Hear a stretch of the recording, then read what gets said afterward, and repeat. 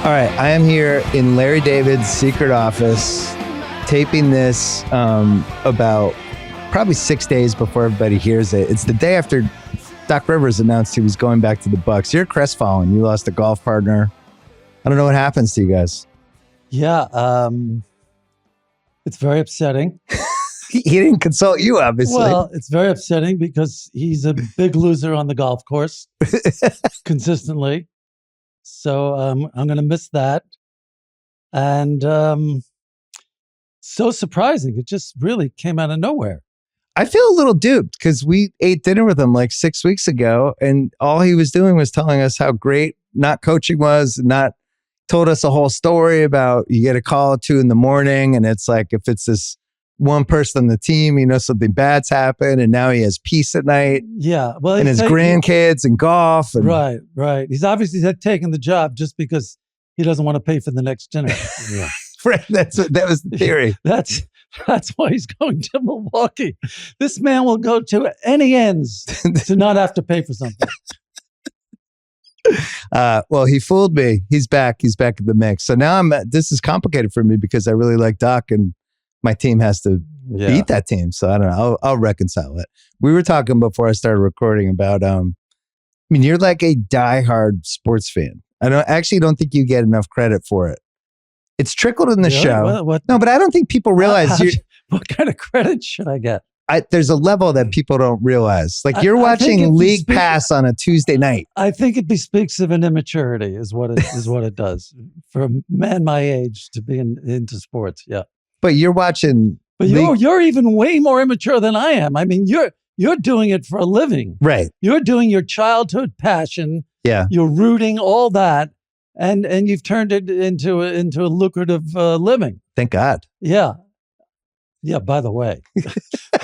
How lucky are we? By the way, yeah. It's great. But yeah, I don't think people realize how into it you are. But what's interesting is the Jets. Yeah.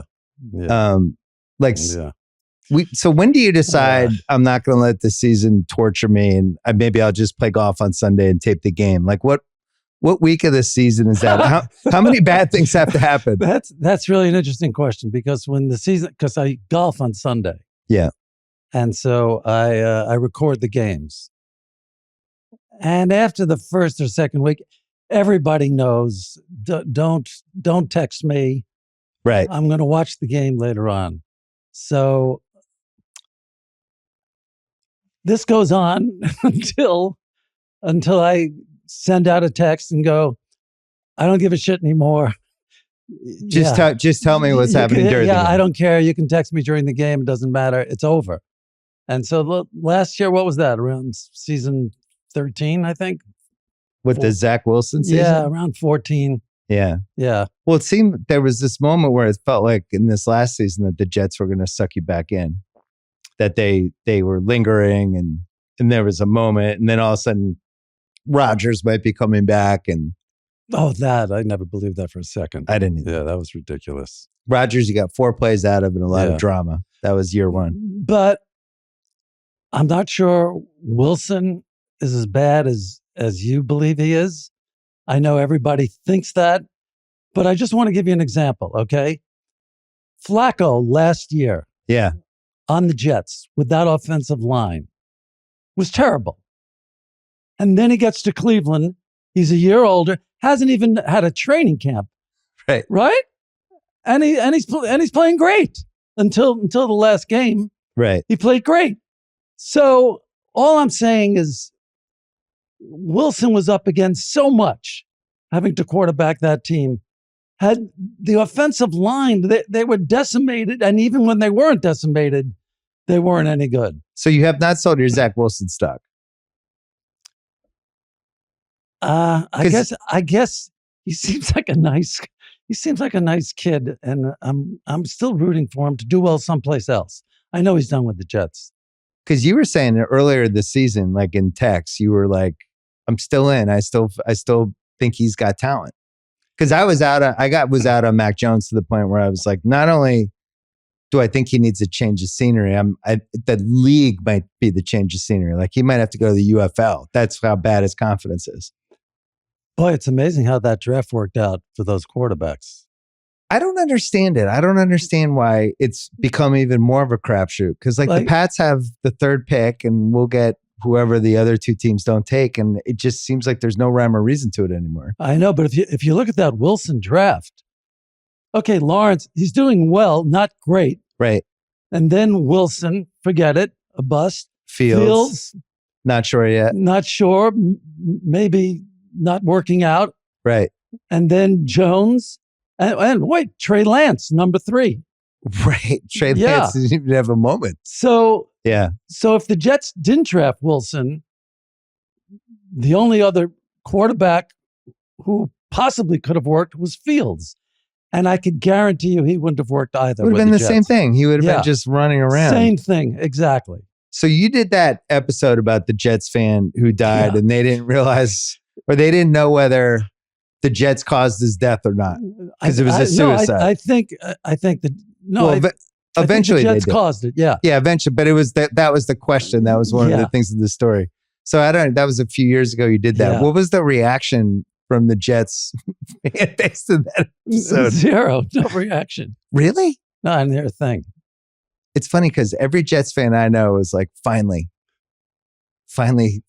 Larry has done the Jets on Curb, and finally he has expressed what we all feel deep inside. Like I know, like Fantasy, who works for me, and he's in his early 40s now. His like Jets highlights are Sanchez getting in the championship game.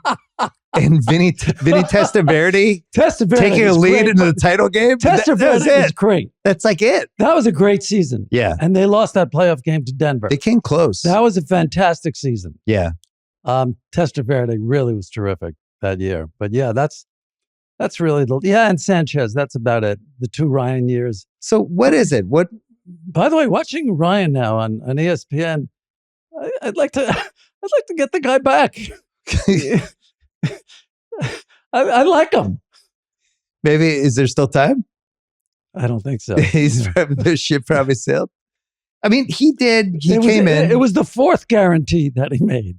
He was guaranteeing a Super Bowl every year before the season started. He did it the first year, then the second year. Okay, Rex, don't do this again. Yeah. And he did it again. And then he did it. Was he fired before the 4th year? I don't know.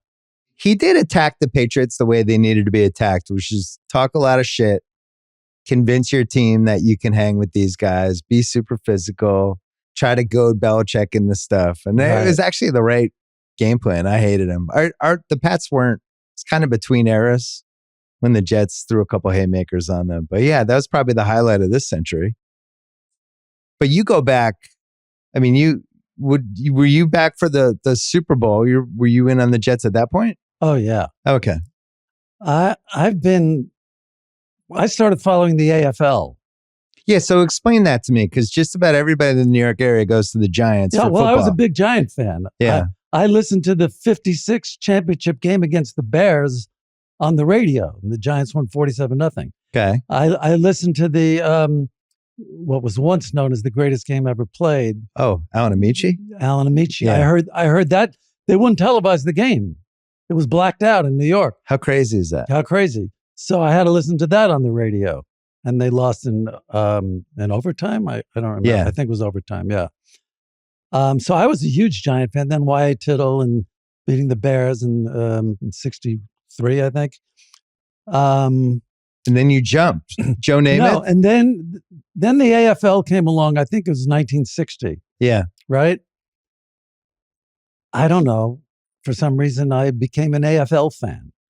I loved the Los Angeles Chargers. So you like the uniforms and the helmets and some of the players. I love the uniforms and the helmets. Lance Allworth and Keith Lincoln and Paul Lowe was the other running back. John Hadel was the quarterback. Before him was Tobin Rote. Yeah. So they had a great team. I loved watching them. The games were on at like 4:00. Those were great. And so I became an AFL fan. And the Titans, I went to the Polo Grounds and saw the Titans play. But I wasn't crazy about the Titans. So for people listening, the Titans became the Jets. Right. Titans became the Jets. And then they drafted Namath. And as soon as Namath came along, and now they were the Jets, and now they're playing in at Shea Stadium. Yeah. And now there's something about this Namath guy that I just loved. So this is your guy. This is my guy. And so that's how it started. And then they beat Baltimore in Super Bowl III as like 17-point underdogs. Yeah. And I went to school in Maryland. Yeah. So there was I had a lot of friends from Baltimore. So that was a big deal. So you're Jets, Knicks, and then Yankees, which is unusual. Usually it's Jets, Nets, Mets, or there's some Jets, Knicks, Yankees. Usually it's Knicks, Yankees, Giants, but you flop the football part. Yeah. But I still root for the Giants. I still like the Giants. So you had Namath rising in the late 60s, culminating in the Super Bowl. Then you have the Knicks rising, the DeBusschere trade. Same time. Yeah. Right. And then they have the whole Knicks run. Yeah. But the Yankees are going the other way. But so you had 2 of the 3 going. Yes, exactly. And then who was your favorite then out of the 3? Or it didn't matter? Yeah, I don't know. That's how I feel. It's kind of changed. It's always been the Celtics because we got to go to the games.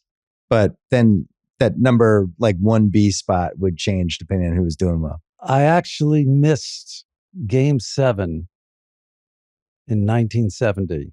Uh-oh. The Knicks, was it the Lakers, right? Yeah. Yeah. The game they won for the title. Yeah. Well, the Willis Reed game. Here comes Willis. Yeah. I missed the Willis Reed game because I was in the Army. Really? Yeah. I didn't see the game. How long were you in the Army for? Just was it a stint? I was in the reserves to avoid Vietnam. The glasses, the eyesight wasn't a problem? No. That's how my dad ended up. No. Did the eyesight thing. Yeah. Man. Oh, so there was a chance you had to go to Vietnam? If I didn't join. Yeah. If I didn't go in the reserves, I probably would have been drafted. So then where are you living in the 70s after this? Are you in New York the whole time or are you moving around? No, I'm living in the city. And you're doing comedy? I started doing comedy in 74. And you're like, this is my life. But you're still caring about the sports thing too. Oh, yeah. Is that whole romanticizing the comedy scene in New York and LA in the mid 70s, late 70s, is that overrated or underrated? Because it's like a whole generation of amazing people who then went on to shape pop culture for the next 30 plus years. It was a life that you lived and breathed. Like, you'd go to the clubs, you'd go on, you'd hang out at the clubs. Then after the clubs, you'd go to somebody's house or you'd go out to eat. You'd be home at 3:00 in the morning. I'd get phone calls at 4:30 in the morning. Like, what are you doing? Yeah, what are you doing? Yeah, exactly. Yeah. So, and then, you're up at 1, and by the time you have your coffee and everything, and all of a sudden it's time to go back to the club. So, and then, there's a softball team. It's a whole life. And that's 6 days a week? Is it 7 days a week? 7 days a week. You just bounce around different clubs. Bounce around, yeah. And SNL is starting at the same time, so you have that whole scenes happening as well. Right, SNL started in 75. Yeah. Because I always thought the game of if you could live anywhere in any time period for a year and go backwards in time, where would you pick? And I would probably pick New York in 75 to 77 range. Just because everything's happening all at the same time in New York, right? There's this music renaissance, there's this art renaissance, disco's happening, the comedy renaissance, sports is amazing. Just everything's going on you would ever want if you were 25 years old. Yeah, I could see that. Or what, it was a little overrated for you? Yeah. I'm thinking when would I like to live? Obviously. Yeah, what's your answer? Well, obviously you need the modern technology for dentistry and medicine. So fair. So that rules out anything before the 50s? Exactly.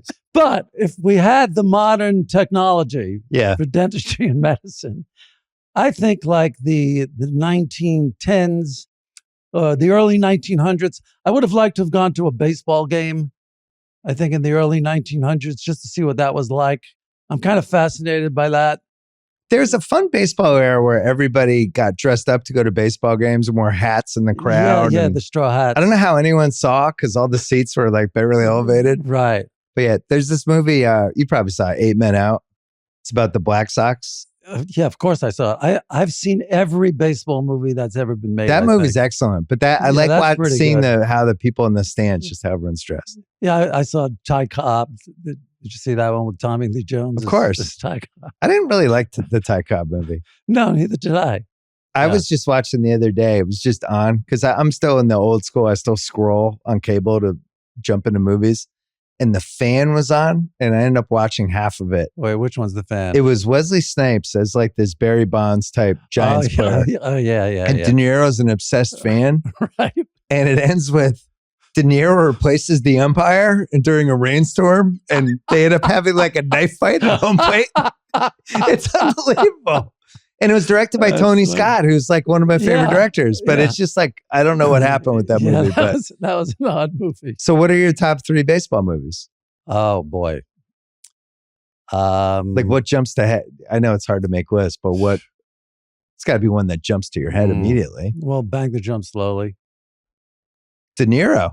Yeah, that was pretty good. But you could tell he's not a really good player. That was tough. Yeah. Yeah, right? there was... Yeah.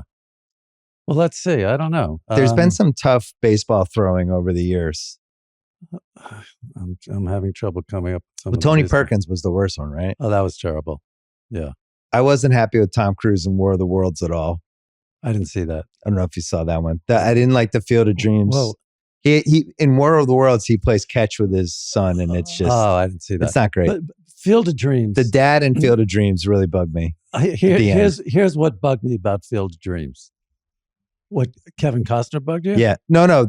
At the end, he has a catch with his dad. Oh, he has a catch with his dad. And his dad can't really throw a baseball. Well, and it's like, this guy's the catcher who dreamed to make the majors? Here's what bugged me about Field of Dreams. At the end, there's a line of cars. It's miles long. Yeah. Waiting to see dead people play baseball.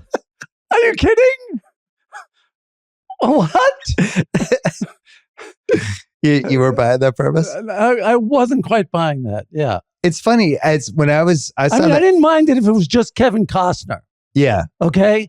But once you're starting to sell tickets to the ghosts, no, I don't think so. I think that movie depends on when you saw it. Because I saw it in college when you're idealistic and you'll believe anything. And I was like, I'm all in. This is the greatest movie I've ever seen. And then as I got older, you start picking it apart. It's like, but this many people come. What about the Negro League All-Stars? Why didn't any of them get invited? Yeah, you just you go to all these places. But when I saw it originally, I was like, oh my God, an amazing movie, Moonlight Graham. Now it's like, Shitless Joe, Ray Liotta's batting right-handed. That's ridiculous. Yeah, right. Yeah. Right. Yeah, they're getting better at how, you know what movie I really liked as a baseball movie that I thought kind of came and went was 61. The Maris Mantle movie that Billy very Crystal well did. done. I thought that was excellent. Thomas Jane and I think Barry Pepper. Yes. It was good. And they both looked very much like the people they played. They really did. Yeah. And Billy Crystal really cared about all like the little pieces of it. Yeah, you know? Great casting in that movie. Yeah, that was good. Sandlot's a good one. Sandlot, which one was that? It's a kid's baseball movie. Probably haven't seen it. Maybe My son watched it 130 times. I was a big Bad News Bears and Breaking Training guy. The second one. The second one. The second one when they have to go to the Astrodome. Really good. First one's great, but I like when they go to the Astrodome. I didn't see the second one. Yeah, they steal a van and they drive to the Astrodome. That was a good one. I don't feel like they're making baseball movies the same way. They had one last renaissance where it was like the Costner kind of got it going. Then it died. And then it came back again when sports movies kind of came back in the early 2000s. And then now it's like, I think they would just make a basketball movie over a baseball movie now. Because I don't know how many people under 30 watch baseball. Oh, yeah. Dirty secret about baseball right now, you know? I don't. What was the attendance last year? Was it down? They say it's fine. It's weird though. I don't know if you've been to a game recently, but they got the nets up. Everyone's on their phone. Yeah. It's just a weird, it Here- doesn't here's- feel communal the Here's same my way. problem with stadiums in general now. Like I went to a game at SoFi, Yeah. and I'll never go back there. You can't. You have to scream to just talk to the person next to you. There's so much noise coming from the loudspeaker. Yeah. It's crazy. And then the guy on the PA guy is just, whose house is? Yeah. You're assaulted. Your senses are assaulted, and you can't watch the game. Have you been to a Clippers game? They're the worst offenders of this. It's like, I what haven't- time is it? Yeah. That's probably the same guy. Yeah. He just kind of moves around and yells Yeah. at fans. Yeah. I think they're so afraid to have And silence that they overcompensate. the Exactly, other and way. they have it at baseball games too now. Yeah. They We- don't let you just sit and talk and relax. Yeah. You know what's cool is the organ at a baseball game. Yeah. My dad and I were talking about when Rick Pitino was the Celtic coach and everybody hated him and the players had checked out on him but they didn't fire him. In the last game, we went to his last game and they weren't playing music during the stoppages, the timeout. So the crowd was bummed out. It was silent. So you could hear people. And there was this guy behind us and the whole game, he was like, Pitino, you suck. And it was just echoing through. And Pitino, like he stepped down the next day and we were like, that you suck guy drove Pitino out of Boston. But I could still hear it. Now it's like nobody could ever impact a game like that because they would just be blasting disco. I think when I was a kid, like up until like I was 14, I think I used to yell. The heckling? I think I used to heckle when I was a kid. And now when I hear people doing that, it's like I just can't believe That's it. like society's definitely changed with that. Yeah. Because I think back in the day, sports heckling was It was really fun. it was just part of going to a game. Yeah. Right? I wrote about this story once. We were sitting like in the first row at Yankee Stadium. It was probably like in high school or college. A friend of ours had awesome tickets, and Frank Howard was the first base coach. Uh-huh. And he had this weird stance at first base. He would like bend over with his hands on his knees. Yeah. And we had to look at Frank Howard's ass for 3 hours. So we were drinking. And Yeah, at one I point, actually remember Yeah, that. you I were- know what you're talking about. so Yeah. at one point it was super quiet. We were drinking. So I think it was me. It was one of us, but I'm pretty sure it was me. It was like, hey, because his nickname was Hondo. I was like, hey, Hondo, nice ass. And it just echoed and he like turned around. But you can't do those anymore. Yeah. Well, I'd feel bad. I mean, in comedians, that's a huge issue now in the comedy clubs is people either videotaping them or yelling at them. I'm sure you must have had some heckling stories from when you were a comic. oh my God. People throwing shit. I was verbally abused every night. It was horrible. But you kind of learn how to, I guess, play off it or no? Never? I didn't learn. I would lose my temper. I challenged people to fights. Would you really? I'd say, because I knew I had friends in the bar. I go, come on. Let's go outside. Oh my God. I never told you, I religiously watch Fridays. Oh, what? You know, I really did. Because I was the only child. I started watching SNL in the late 70s. And then Yeah. Fridays came on Friday nights. And I would do the combo. And that was it. Wow. Yeah. So when Michael Richards came on Seinfeld, because I love Michael Richards on Fridays. Right. And then he was in this movie, I think it was called UHF before that. He's kind of bounced around, but he was in UHF. And I remember like, oh, that's my guy. He made a movie. And then all of a sudden he ended up in Seinfeld. I couldn't believe it. I'm Yeah. not saying I invented Michael Richards, but I was like, oh, I really like that guy. That guy was so good on Yeah. Fridays. But that's how you met him. I get him. Yeah. But that's where you saw it. But it doesn't seem like you liked the Fridays experience. No, I really didn't. What was your first positive professional experience? Was it Seinfeld? Well, I did have some, anytime I did a good stand up, Yeah. that was always positive. So That was all great. individual stand-up stuff. Yeah, the individual stand up stuff, when it worked, it was fantastic, Yeah. but often it didn't. So I would say, yeah, Seinfeld. Yeah. So until you could be in charge of your own stuff. Right. So we're like, I'm always the happiest when I'm in charge of my own stuff. Yeah. Yeah. It's tough to take orders and notes from people. I can't have a boss. When did they leave you alone at NBC? Or did they ever leave you alone?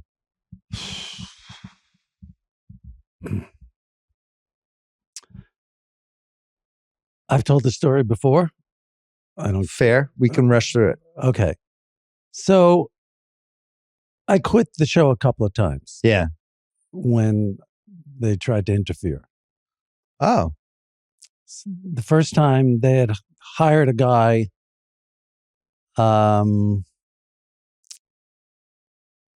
After we got picked up for the first 4 shows, they hired somebody to be the executive producer, to be the boss.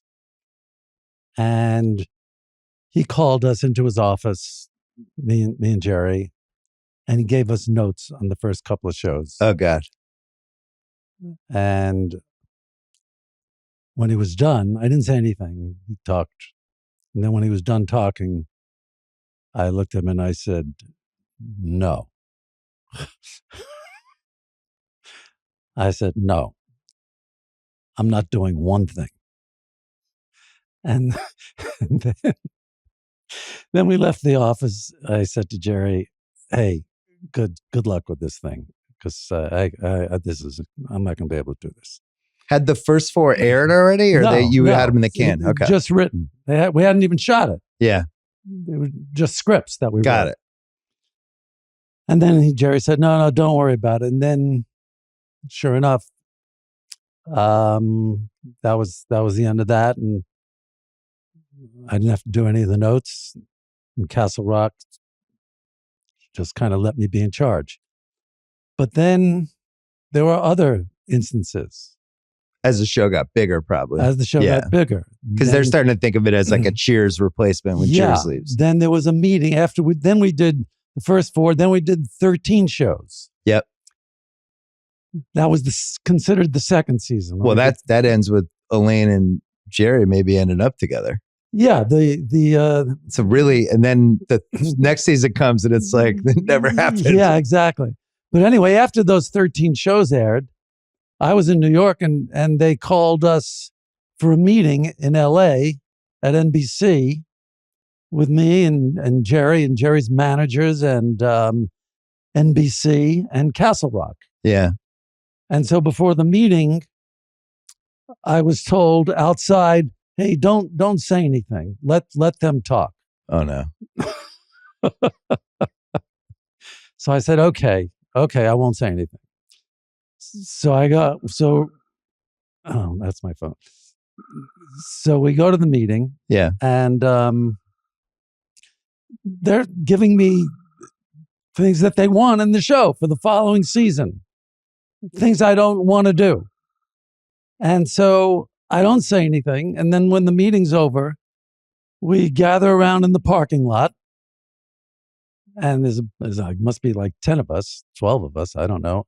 And we're in a circle in the parking lot. And I said, good luck. I'm not doing it.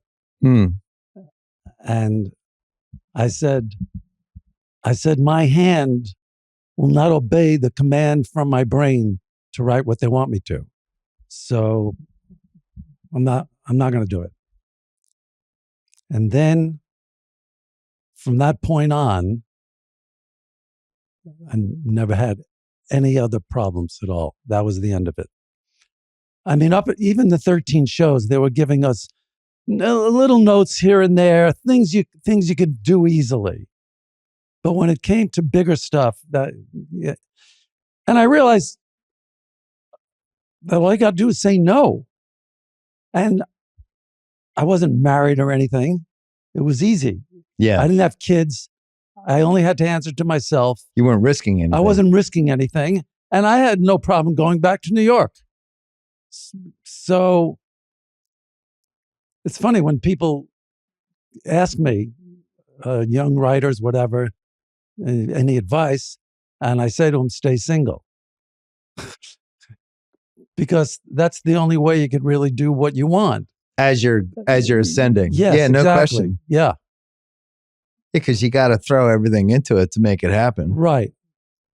And there's just so much compromising that you can do if you're any good, I think. When people say they were with Seinfeld from the beginning, do you secretly want to ask them, were you Seinfeld Chronicles from the beginning or just Seinfeld? Because that's kind of the litmus test. Because I was there from Chronicles because I loved Jerry from the Letterman appearances. Wow. I was all in. I saw Jerry do stand-up twice in Connecticut in the 80s. I made my parents take me each time. But just because Letterman had such an outsized, in anybody that was good on his show, those became my favorite people. Right. I think I already told you this. But yeah, so when the Seinfeld Chronicles, it was like, oh my God, they gave that guy a show? Yeah. But then it was only 4, but we watched it in college. Like we were there. And then it left with the cliffhanger. The second season of it seemed like, oh, they're going to do the thing where he dates Elaine. Was that the Deal episode? Yeah, but it was like, oh, so now because we'd watch Cheers where as soon as they consummated Sam and Diane, the show really had trouble figuring out what to do after that. And then you guys just reset it and that was it. Then the show fell into place. Yeah. I mean, that's it. I think season 2 is still really good, but I think once you realize we're not pursuing it with these two, it kind of opens the door, you know? Yeah, it was just one episode. Yeah. Only because I made a deal that was similar to that right in my life. And I thought it's one of my favorite episodes. And I thought, yeah, this is a funny idea. I should try and do this. Well, the only way we could do it is with Jerry and Elaine. So, well, what was crazy was rewatching it with my daughter. But we had seen them out of sequence. So she had seen other episodes from other seasons. But then it was like, all right, we're going to watch these in order. So we're watching. When we get to that one, and she was like, wait, what? Did they, what?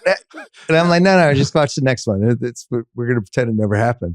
But it was such like a fascinating sliding doors for the show. Because they really did have chemistry. Like they could have played off as a real couple. You could have carried it for 5 seasons. It was like Bruce Willis and... oh yeah, and Sybil Shepherd. Yeah. The 80s, they were that. But I don't remember. Did they consummate on the show? Yeah. Bruce Willis and Sybil Shepherd? Eventually, yeah. Okay, I think that's what killed the show. Right. Okay, yeah. Because Cheers, they never should have. But then they figured out they navigated it, but now this is the eternal dilemma with all TV shows is when do you consummate? Exactly. How long can you keep them apart? You never had to worry about that on Curb with you and Susie. That was never getting consummated. The last time we did a podcast, I think it was like 11 years ago when I was at ESPN, and we talked about the finale, and somehow that got aggregated for like 5 days because I guess you had never really talked about it before. What, the Seinfeld finale? Yeah. And you've talked about it a bunch of times. Well, it's interesting since we did that, which I think that was like 2014 or 15. So it was 10 years ago. Yeah. But then Seinfeld, which you think like, all right, at some point, these will start petering off, right? So in one generation, I feel like the show is as large as it's ever been. Like, I don't know whether it was the Netflix, the streaming, my daughter's generation. It's just still going. And I don't really understand it. Because Cheers stopped eventually. Yeah. And I don't know whether it seemed too dated or what, but it's still going and going. It doesn't seem like it's going to stop. I don't know how to you don't even have an answer for it. No, I have no answer. I don't know. All right. So Curb. Yeah. That starts 2000? Ravens Super Bowl? I think the special. And it was a special. It wasn't a pilot. It's a mockumentary, basically. Yeah, exactly. So I think that's 1999. That's on their website. I mean, or on the app. You can go watch the original. It's like basically the original movie. Yeah. That paves the way. Right. And Jeff's in it. I haven't seen it in a while. Jeff's in it and Cheryl's in it. But nobody else is in it that eventually is in it. I don't think so. Yeah. So now this is the 13th season? 12th season. But over 22 years. Yeah. How many times did you think that's the last season I'm not doing it? Once for sure. What year was that? That was season 5 after I died. And I died specifically to end the show. I died and went to heaven. Oh, so you did that because you thought that might be I thought, yeah, I'm not going to do this again. So, wow. So I died and went to heaven. I met Ben Hogan. He gave me some golf tips, and my mother and whatever. Yeah. In fact, the title of the show is called The End. So I don't know if people realized that you were doing it that way when you did it. No, I don't know. Nobody did because I didn't really tell anybody. Wow. So then what made you come back? I missed it. Well, I love it. I love doing it. It's just so much. It's the most fun I've ever had. So that's season 5. Yeah. Are you getting divorced in real life at that time? You are, right? Or it's about to happen? Or I'm getting divorced in 2007. So is that during season 5, or like it's after it, or it's right around? No, your character becomes single on the show. When are you single in real life as a parallel? You know what? This is a really good question. I think I wrote being single on the show before I got divorced. Oh, interesting. I think so. It's a little hazy right now. Yeah. So it's around the same time. I really have to go back and look at the dates that the shows were written, because I know when when my marriage was in trouble. Yeah. Because so I was on an airplane, I'm going to say like 5 months ago, going to visit my daughter, and everything was down except for some of the on-demand stuff, and they had Curb. I was like, all right, I've seen all these, and I think I'd even seen them during the pandemic. You could be a little more enthusiastic. No, but I literally just watched them like 2 years before. I'd done the run through, because I always try to run through my favorite shows every couple of years. Like, all right, I'll do some work and I'll watch season 1. So I ended up watching like 9 It was cross country flight. I think I watched 9. Oh, season 1. Wow. Season 1. They had season 1, the 10 episodes. So I'm like, all right. So I'm like, all right, now I'm in. And I kept watching, and just kind of kept watching it. And for some reason, I realized this time, Larry becoming single was the key to extending the show. It opened up all of these different you were going to run your course with how you were doing it. Right. And once he became single, now you get to bring in new characters. Now he's dating. Well, Weird shit's happening. I get to date. Right. Which all of a sudden, it's almost like a sports trade where it's like when it's a completely different dynamic. It's like when we drafted Gronk. It's like, oh my God, we got a tight end now. And it just opened it up, because I think that's probably my favorite stretch of the show, is you're trying to navigate that. And at that point, Super Dave's on. You know my feelings about Super Dave, but you'd kind of nailed some of the supporting characters at that point. And it's just, I felt like the show fully realized what it was. With that said, some of the early season episodes, I think, are probably, you would say, probably your favorite episodes. Yeah, some of the early ones. Yeah. The doll, for sure. The ski lift. Yeah. You said that, I asked you this when we were at dinner, and you said the doll was the first one that jumped to mind for some reason. So why?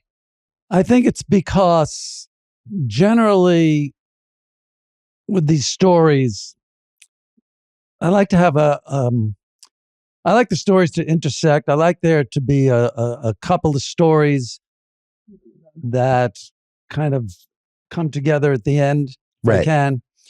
But in this particular show, there was only really one story, and this story had legs. Most stories don't have legs like the doll story. But the doll story had legs. Cutting off that doll's hair had legs, and it just took up the entire show. I didn't have to think of anything else, right? Other than, because all the ensuing scenes just came out without even having to think about it.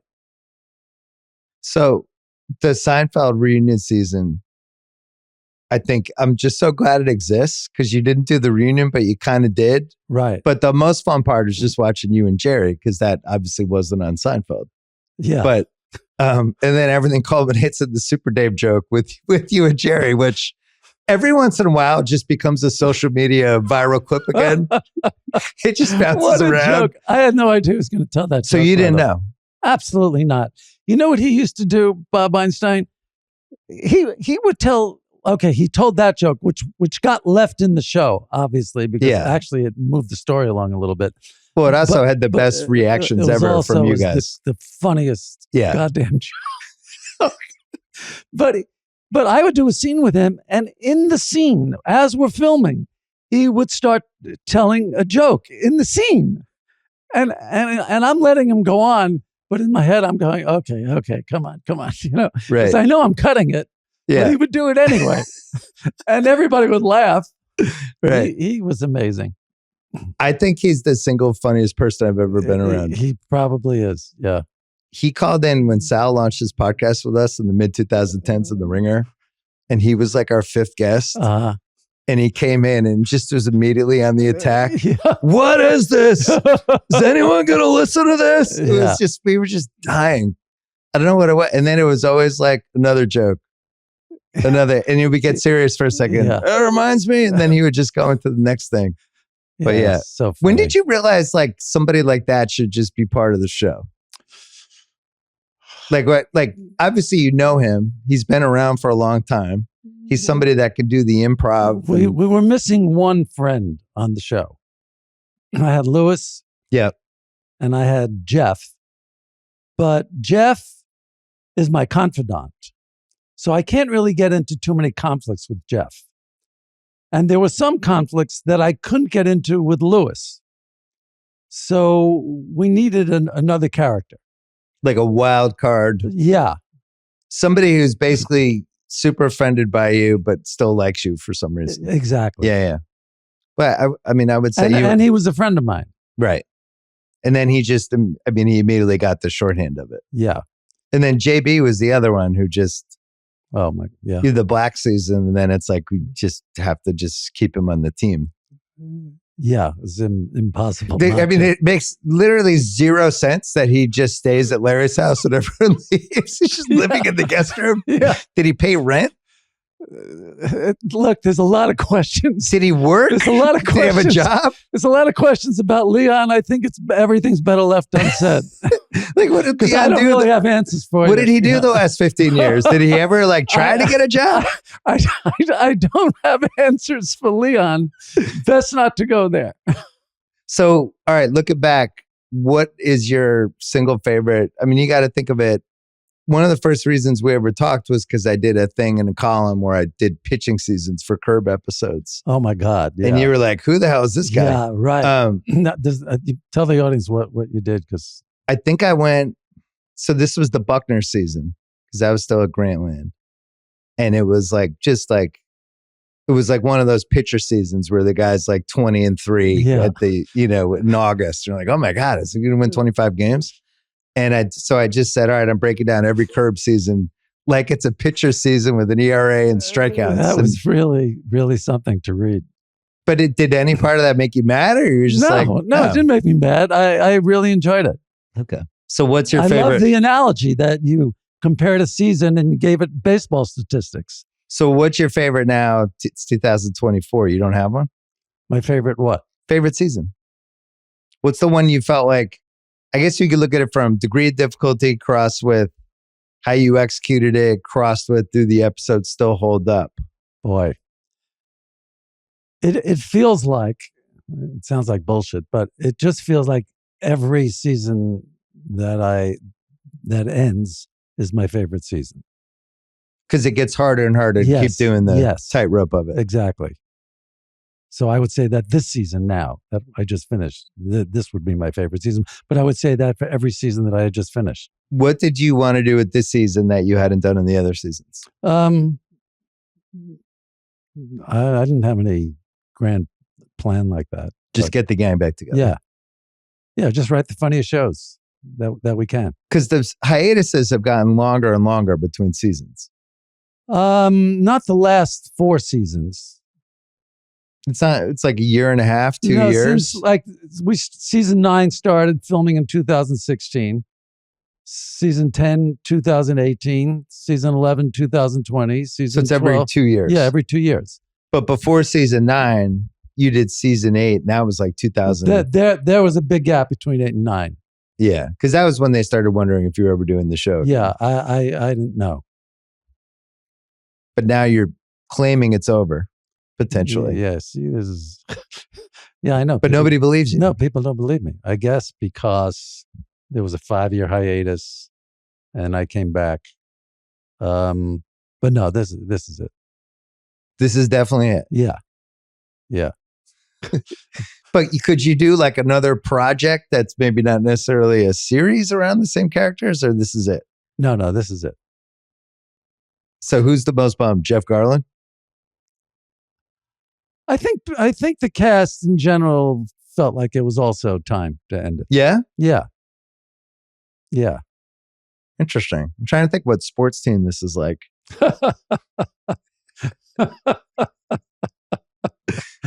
Well, I mean, you're basically you're going through this. You've outlasted the entire Belichick Brady era. Right. It's unbelievable. And just if you're comparing it to other TV shows, it's like, is Grey's Anatomy still on? I have no idea. Yeah, I don't even know. But it's Yeah. shows like that, or it's like soap operas, or Yeah, it's soap like operas. Johnny Carson, Yeah.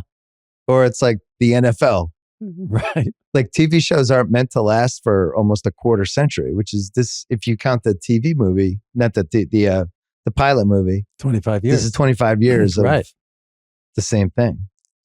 I don't know. I don't know if that's been done, especially not in a comedy. Yeah. It's hard to I know, it's interesting. It's hard to imagine comedies going that long. Especially with all the things that changed over, especially when, tastes Yeah. changed a little bit. You can feel it with the movies from 2000 to 2014, and then things shifted a little in movies, the way comedy changed. Right. Some of Right. the movies from the 2000s, like they would never do some of the shit Yeah. that they did back then now. But you always got like a little bit of a free pass with that stuff, with content. Yeah, I'm lucky. I mean, like even the Palestinian chicken episode, that's about as far as you push the line, but it was funny. It was fine. I think everybody, what was the biggest blowback you got over the 25 years? Anything? Let's see.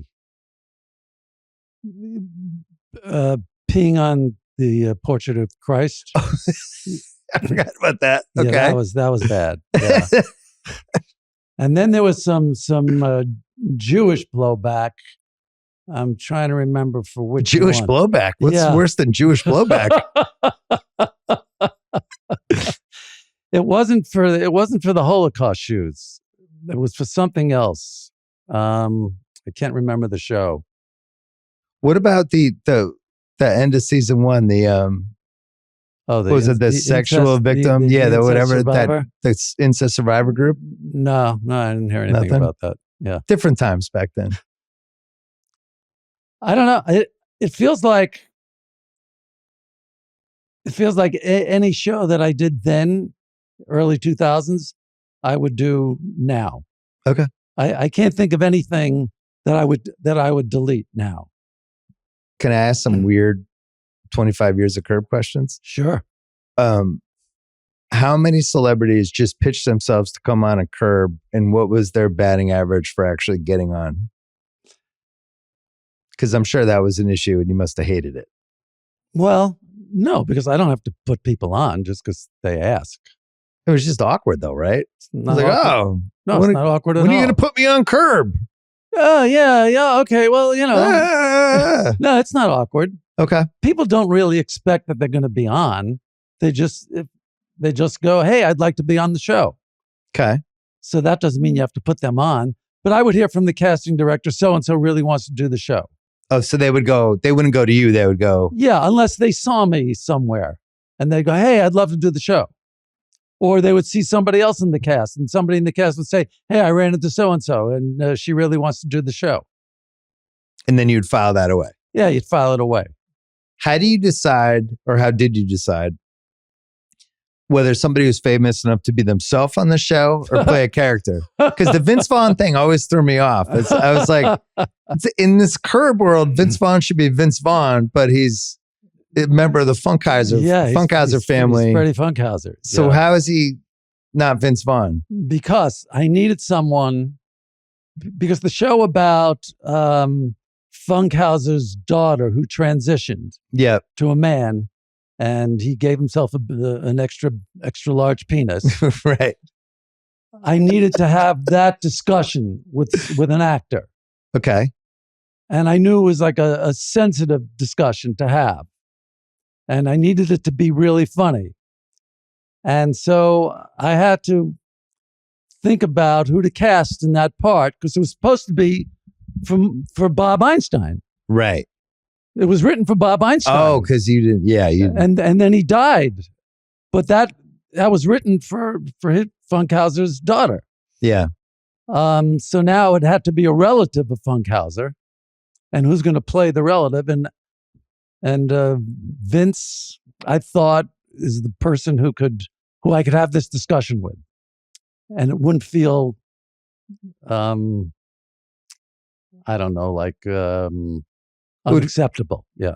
And also, it felt like he was in the Funkhauser kind of area. Yeah. Something about him. Yeah.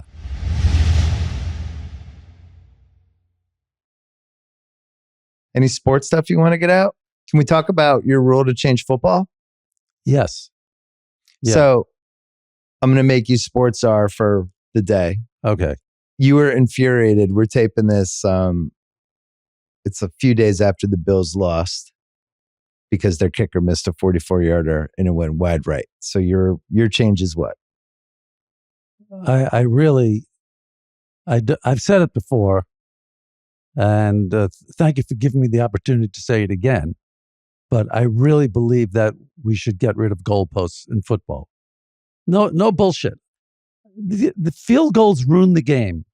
They don't enhance the game. They make it worse. You have a guy who's kicking a ball through parallel bars to win games. Why? There's no reason behind it.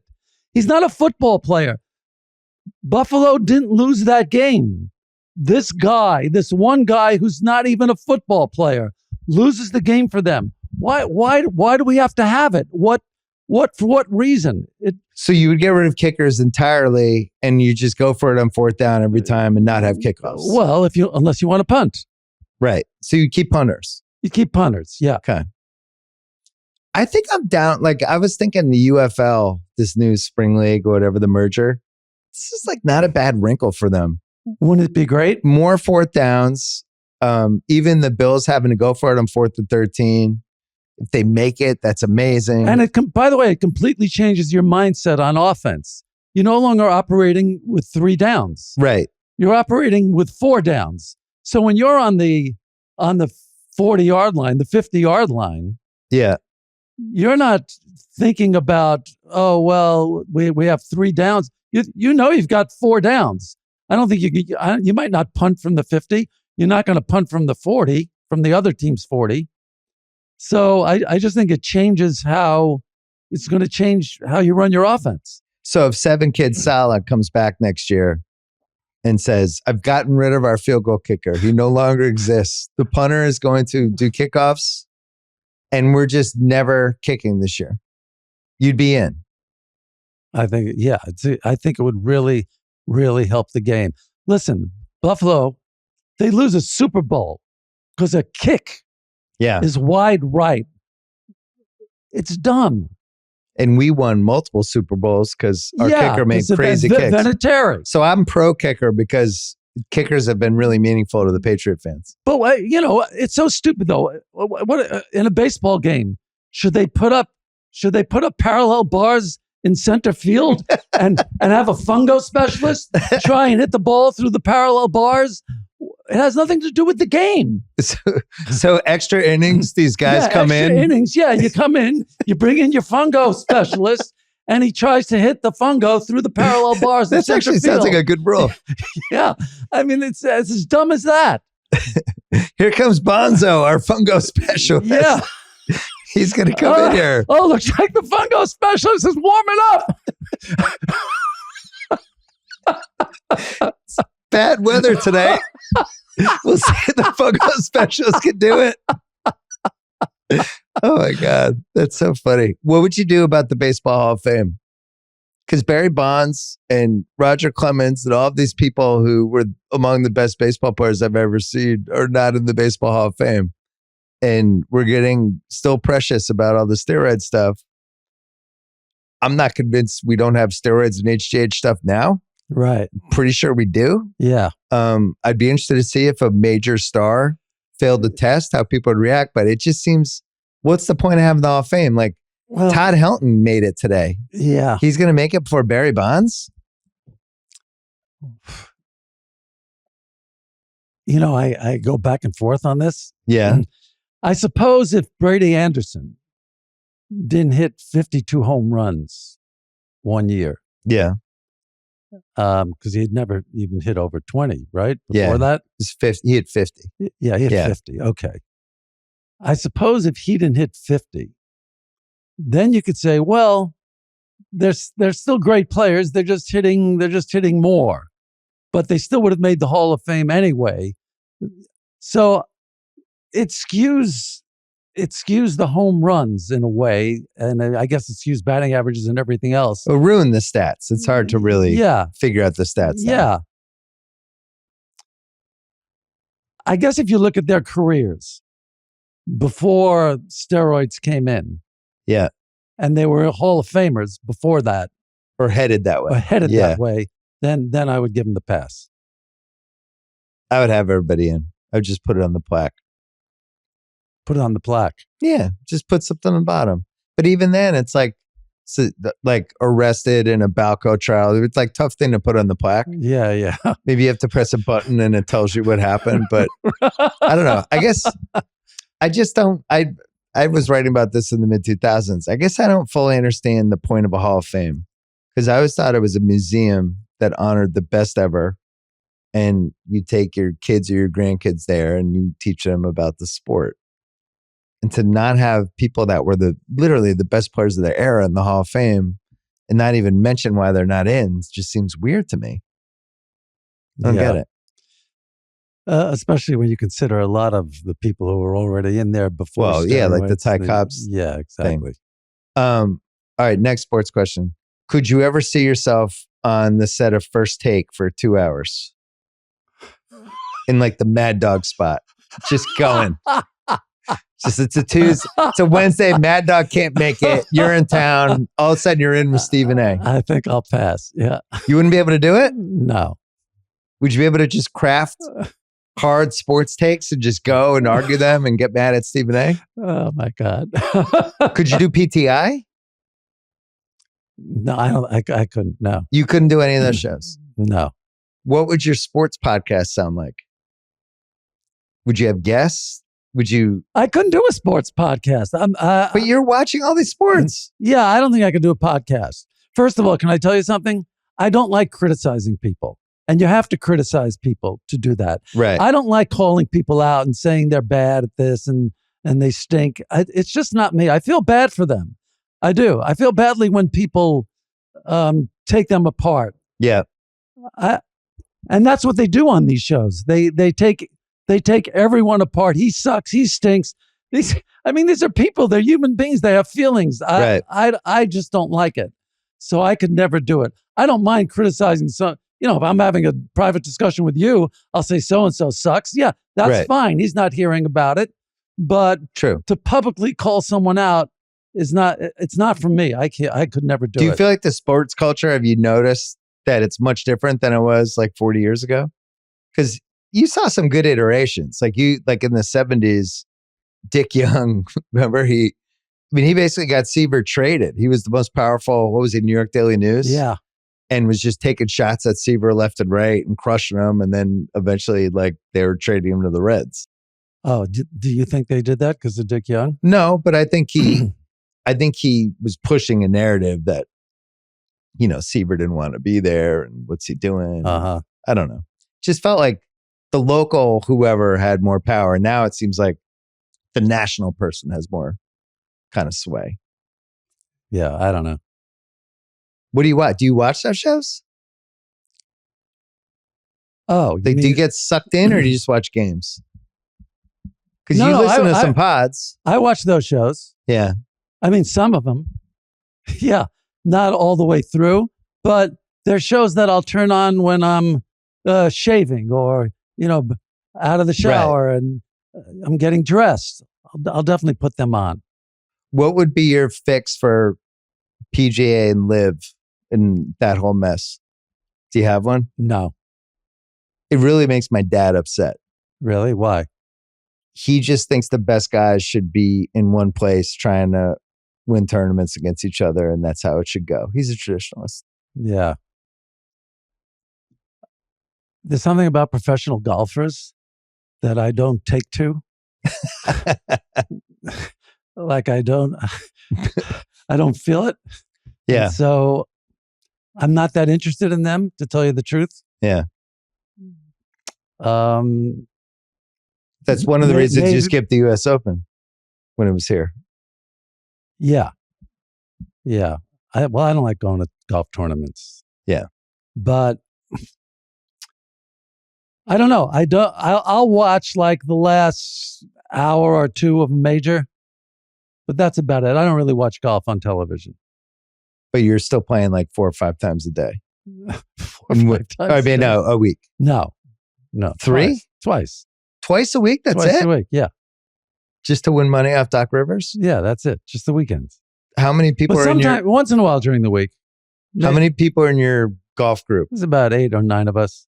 Text thread, who's playing? I can do 7:45. Let's go. Oh, I can do it too. No, I'm the captain. Yeah. You're the captain of the... Yeah, I send out the text, yeah. When did you retire from softball and all the recreational sports that weren't golf? Soft. By the way, I mean, you had softball and curb in like the late 2000s. Yes. Okay. That day that we were filming, and I had to hit a home run to left field or a long fly ball. Yeah. And so I hadn't played softball since the Broadway Show League, which was like in the late 80s. Oh my God. Yeah.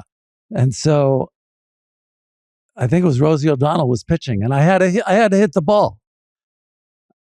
I couldn't hit the softball. Oh no. Oh my God. And there's like 100 people there? Yeah, there were a lot of people watching. I was really having trouble hitting it. I don't know why. Yeah. It's a softball. It's slow pitch. It was embarrassing. But I have to say, on the golf shots on the show, yeah, I come through. I do. Like this year, I had to hit a drive. Yeah. And I hit somebody on the fairway. And all the cameras are behind me. The whole crew's behind me, right down the middle. 230. That's hard with the sight lines behind you. Yeah. Best. Well, now you're not going to answer this. Let me rephrase. Most. I have some questions for you. Well, yeah. Well, this is my last one. Okay. Most impressed you've been by a guest star on Curb in the last 25 years where you didn't know what you were getting? Someone where you're like, wow, they were unbelievable. So like a Rosie O'Donnell would be an example. I'm not saying her, but I'm saying like that. Like somebody who comes in one episode, kind of knows what the show is and just crushes it. Oh, man. You can't answer this one. Yeah. Too hard. You offend somebody.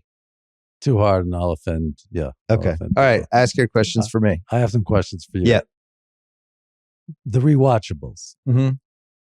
Why don't you tell us what the movie's going to be before you do the show? So that way we can watch the movie and then enjoy the podcast a lot more. Fair question. You keep it a big secret. I like the mystery of it. Huh? Well, my thing is, once it's out, it's out. You have plenty of time to listen to it. You don't have to listen to it the moment it comes out, and you could see the movie. No, but I know. But if you, it's better if you say what. So you think I should 24 hours earlier tell people what the movie is? Tell people what the movie is. What's the downside? Yeah, probably not a downside. There's no downside. Maybe like people, I don't know, they're already wondering what the categories are going to be. And I don't know. They're thinking ahead. Like, you don't tell people what a Curb episode is the day before. Like, here's the premise. Yeah, because this movie's already been out for 25 years. Fair. Yeah. All right. Good question. All right, I'll work on it. Maybe I'll announce it on Sundays. It'll be the Larry David rule. Okay, I have another question. Yeah. This is a little personal. Yeah. You don't have to put it on if you don't want to. Okay. Your wife. Yeah. How does she do it? Because there's got to be, how many hours a day are you putting in watching? Oh, that's fair. All right. Yeah. So football is 17 Sundays plus the playoffs. Right. So Sundays are out for 22 weeks. Yes. I don't really do college football anymore unless I'm home. Mm-hmm. Basketball, can pick my spots. We got in the living room, we got this giant new TV set up in the new house with the big TV, but then the 2 TVs next to it. And so I can put 2 basketball games on the side TVs, but we can watch whatever she wants to watch. What? I wish I had thought of this 10 years ago. Are you kidding? Yeah. So you're watching basketball. No, I'm watching. We're watching a TV show or a movie together, but there's also basketball on the left, so I can kind of make sure I know what's going on. Uh-huh. So like when Karl Anthony Towns has 62 points and then gets benched, I'm not catching up to that after the fact. Right. But then a lot of it is like sometimes I'll cheat in the mornings. Like I won't see the game when it happens, and I'll come back the next morning. I'll watch on League Pass, and I'll zip through like fourth quarters and things I want to see. So it's not necessarily like just sitting home and watching sports every night. Like I feel like I pick my spots. The football, like some of the Thursday night stuff, could be like, you know what? I'll tape the game. I can zoom through it. I can watch it in an hour if it's one game. Right. Sundays is impossible. Sundays you have to be there. Yeah, and I always felt like for my podcast, the Sunday night with Sal, like you really have to watch everything, or else the audience can tell. You know, so it's like this is how it's gonna be on Sundays. But you know so much about basketball, right? You have to watch a lot of basketball. Definitely do. It's on or around, but I really can pick my spots in a way. And sometimes she likes basketball, so sometimes she'll watch with me if it's a bigger game. But like playoffs is when I really kind of lock in. So she's always kind of like, oh, April. Yeah, I don't really like you this month. There's like 2 stretches where she's like, I'm not a huge fan of you. Oh, this is the time of year it is, because she knows the rhythms of it now. Yeah. But it's never been like an issue because. Yeah, all right. But at least, I mean, that's what you're doing for a living. So you can't complain that much. You always have that card. See, I don't have that. What do you mean? I don't do it for a living. No, but like you did when you're doing your show, your wife wouldn't be like, oh man, you're doing that show. Like that's what you do. Yeah, exactly. Yeah. So I can always hide on that one. Yeah. But yeah, I try to, as you get older, you learn how to economize a lot of it, right? And like use your time perfectly. And I don't know if I was always good at that. It was honestly a lot harder when I was writing, because I would spend like a shitload of time on just writing columns or rewriting paragraphs, and that would be like an all day thing. And then also having to watch sports, you become a little Unabombery. I'm sure, like when you're writing scripts for, well, I guess the Curb scripts, sometimes you're just sketching out premises, but you must have to go somewhere and actually like you're by yourself for stretches, right? Yeah, I write the shows with Jeff Schaefer here in the. So you always have somebody else in the room with you. Yeah, but sometimes if there's a problem, that I'll take the problem home and think about it. Oh, interesting. Did you have like a special place to go to, or you just did you have like a little office, or like just no kitchen? Nothing. Just a chair in my bedroom. Yeah, that's it. Yeah. When on Seinfeld, did you write with somebody or did you write by yourself? I wrote by myself, and I wrote with Jerry. So I always thought, because I felt that a little bit with different stuff I've done, but never as intensely as that. Like spending that much time with somebody and then you're not with them the same way. It's almost like when you're in college with your roommates and you just spend like this crazy amount of time together, and then you just don't see each other the same way, but you still have the bond from all the time. Yeah. And you can just pick up like 2 of my best friends came from college a couple weeks ago, and it's just like we just immediately go back. It's like we've never not spent time, but you know, like one of them I hadn't seen in a couple years. Yeah. So there's something weird about It's the same way with us. Yeah. Yeah. But you probably, how often do you see Jerry? Not that often. But then when you see him, it's like, yeah, you just go right back. Yeah. Do you have other questions for me? I like how you turn tables on me. I had another one. You want to ask me what's the future of the Pats? Because there's this owner thing with the Pats that I think is trying to figure out how real it is. Why? What do you mean? It's a little like the son was supposed to kind of take over. Yeah. But they do the press conference for the new coach. And the son's not at the press conference. And Bob Kraft's like, yeah, we had a crisis with one of our other parts of the company, so he couldn't be there. And it's like, he couldn't be there for... Stephen Jones would have been there. That's... Right? So the question is, like, one of the reasons Succession I thought was such a great show was that whole family dynamic of the guy who did everything possible to be in charge. Vince McMahon's like this. He's running everything. Oh, yeah, that's what I want to ask you. Good. Yeah. I'm glad you brought up Vince McMahon. Okay. Yeah. Yeah. You watch wrestling? Yeah. What is that? You're out on wrestling? Are you? What? What is this with you in wrestling? This goes back to being a kid. Yeah, I watched it when I was a kid too. and then I realized it was fixed and I stopped watching. It's performance. Oh, so you love the performance? Yeah, I don't think it's real. It's not like I'm like, oh my God, I can't believe Roman Reigns won again. Yeah. No, it's But they're all the same, aren't they? I mean, every match looks the same. There's some art to it. There's art in the storytelling, how they build arcs. It's not much different than what we're trying to do with Curb. Trying to build 2-3 month arcs with 2 characters and have these different matches. Like there's cool things to it. I can't say I'm watching Raw like every Monday night, but I always kind of semi know what's going on. My son got into it, which was great, but now he's out. Now my son's into MMA now. Stupid. But listen, you're watching this thing. Yeah, you know that it's not fixed, but the people who are there, they think it's real. Yeah. No, they do. Are you kidding? They go crazy. They wouldn't go crazy if they thought that it was real. Are you having an intervention right now at the I'm trying to. They just Netflix gave them $5 billion for Raw. It's like getting bigger and bigger. It's remarkable. Are you going to watch my Vince McMahon docuseries on Netflix? I'm gonna make you watch the first episode, and I bet you keep watching. Because I showed my dad a cut. So wait, is this scripted?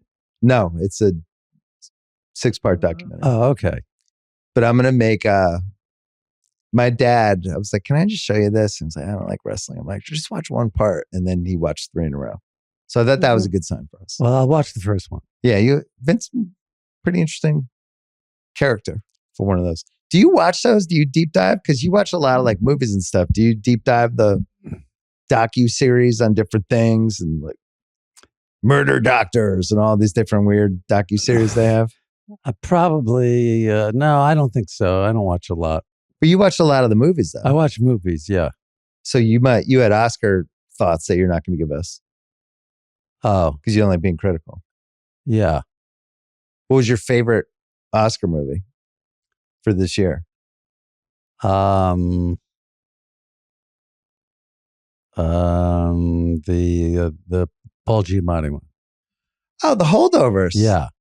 You like that one? Yeah. You're an Alexander Payne guy? Yeah.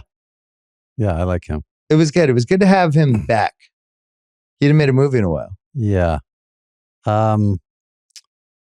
Yeah, he's really good. What else did I like? I'm big on boarding school movies in general.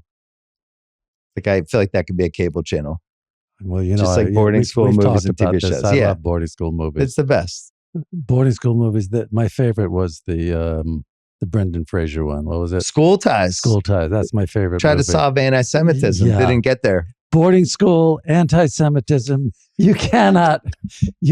Football. Are you kidding? It had it all. You can't do better than that. Some great young actors. Yeah. Fantastic. Yeah. Cheating. Come on. So you're in for School Ties as a limited series? School Ties is it for me. That That's it. I could watch movies like that all day. Yeah. Well, I asked you to come on the Rewatchables because you actually listened to it, and you only wanted to do movies from like the 40s and 50s. Well, I don't know why we couldn't do something from like a School Ties type of movie. All right, well, pick one. Maybe I'll do it. I'm gonna just send you a list. Okay. I think we should do a baseball movie though. Well, you really like 8 Men Out, we could do a movie like that. I liked 8 Men Out. I'm forever blowing We bubbles. could talk. We could talk Black Sox. Pretty Black fascinating. Sox, yeah. Whether Shoeless Joe got a raw deal, we could go into all that stuff. Boy, this Comiskey fellow, he must have been something, huh? Charlie? Well, I do think like with the league. Oh, wait a second. You know what movie we left out for great baseball movies? Bull Durham. Bull Durham and The Natural. Oh, The Natural. Natural. Still Come a classic. On. Fantastic. Yeah. I really like For Love of the Game too. Which one was that? That's the one with Kevin Costner when it's like he's going to retire from he's the on Tigers. He's on but it kind of turns into a rom-com halfway through, but the baseball stuff's really good. Yeah, it was all right. The rom-com part probably could have cut out. Yeah, it was good. I liked it. Yeah. That Costner's probably the base. He's made 3, I think. Oh, baseball movies? Yeah, just 3 baseball movies. I forgot the other one. But his best sports movie was the golf. The Tin Cup. Tin Cup. Yeah, that was really good. So maybe we do Tin Cup. Roy McAvoy. That would be good rewatchables for you. Would you just want the 2 of us, or would you want a third? Would you want a third co-host? How would you want it to play out? I really don't know. I'm feeling a lot of pressure. Can you, before we go, you didn't explain to us why the Yankees aren't good anymore. Why they're not good anymore? Yeah, what happened? It seems this team they put together, like every player, like remember when they had Luke Voigt? Remember that lineup? Yeah. Judge, Voigt, and Stanton, and they have all big, lumbering guys who can't move and are powerful, but they strike out a lot. And there's a lack of athleticism on the team. They don't seem to be able to move quickly. Hard for them to steal runs. Yes. Yeah. I don't know. They just strike out too much. They don't hit with men on base. And seems like you're down on them. And analytics. I hear a lot about analytics, that they depend too much on analytics. Oh, wait, there's another great baseball movie we forgot. Moneyball. Moneyball is the best one of the last 15 years. Yeah. I love Moneyball. I actually jump into that one all the time. Yeah. So the team you're happiest with is the Knicks. The Knicks? Yeah, you genuinely like watching the Knicks. I heard you say on one of your shows last year that you don't know anybody who watches hockey during the season. Except my dad. And me. You watch hockey during the season? So Rangers are number 1 for you? Yep. You're in on the Quick comeback? The Jonathan Quick resurgence? I'm a huge Ranger fan. Still. Regular season? Regular season. I see entire games. I'll tape them. And then I watch them. And I can get through it in an hour. Oh, that's smart. Yeah, that's 60 minutes and you're done. And if it's too late, then I'll just go through the tape for the goals. So when you're taping a game, is it people know not to text you about the game, whoever you're near? Yes, so Ranger you tell fans people know not to text me. Yeah, so you're surprised that wasn't a curb plot. You know what? You mean giving away a game? Somebody ruining the game for you. That was on the Seinfeld pilot. Was it really? Yes. I didn't remember that. Kramer gave away, I think, a Met score on the Seinfeld pilot.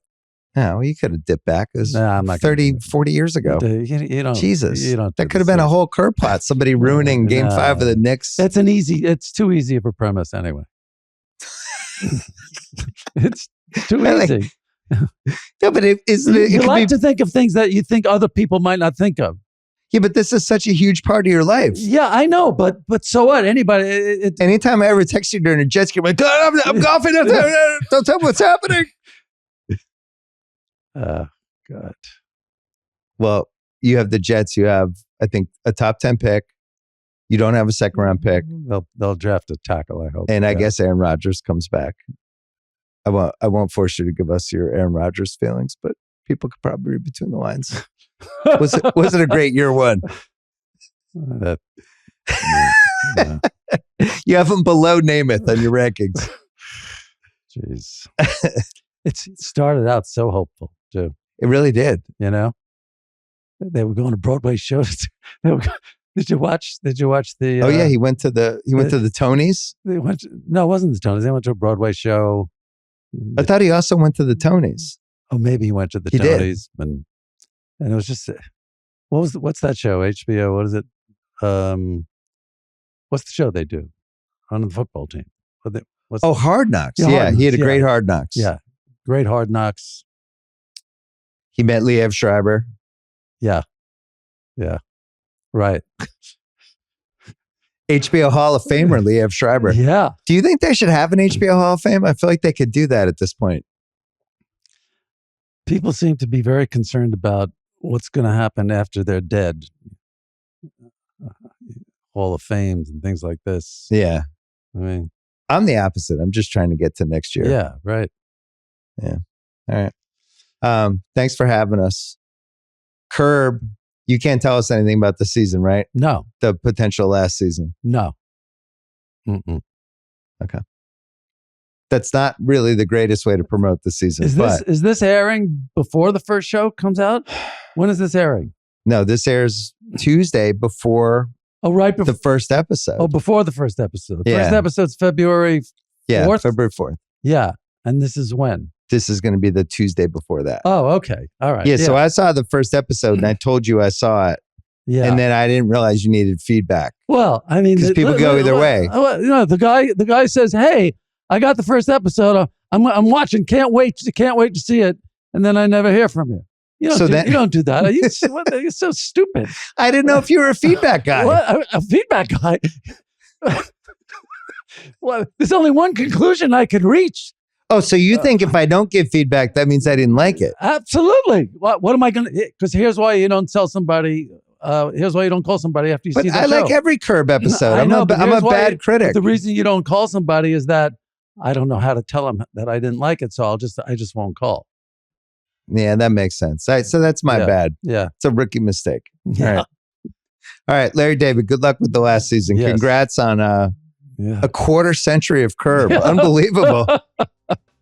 Insane. Good to see you. All right. Thank you.